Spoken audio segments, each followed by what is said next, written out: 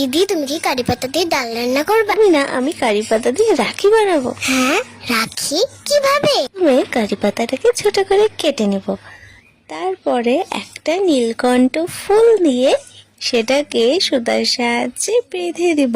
তারপরে কি করবে তাড়াতাড়ি বলো। সুতো দিয়ে বেঁধে দিলাম রাখিটাকে। এখন দেখতে পাচ্ছিস কত সুন্দর লাগছে। আর এরপরে আমি হলুদ রঙের সন্ধ্যা মালতীটাকে নিয়ে নীলকণ্ঠ ফুলের ভিতরে লাগিয়ে দেব, কিন্তু কোনো আঠা কিন্তু লাগবে না। এই ফুলটা ঘুমাচ্ছে কেন? মতোই তুই সারাদিন ঘুমাস, এই ফুলও সারাদিন ঘুমায়। কিন্তু এখন মার দিব এখন। তাহলে আর কি? আর কি না বলো, এখন কেন ঘুমাচ্ছে?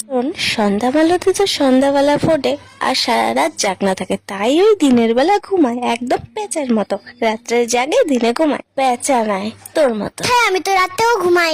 ফুলটা রাতে ঘুমায় না, দিনে ঘুমায়, আর তুই রাতেও ঘুমাস, দিনেও ঘুমাস। এখন তোমার মুখটাই বেঁধে রাখো। হয়েছে, দেখ তো রাখিটা কেমন লাগছে। আমারও এরকম লাখি লাগবে।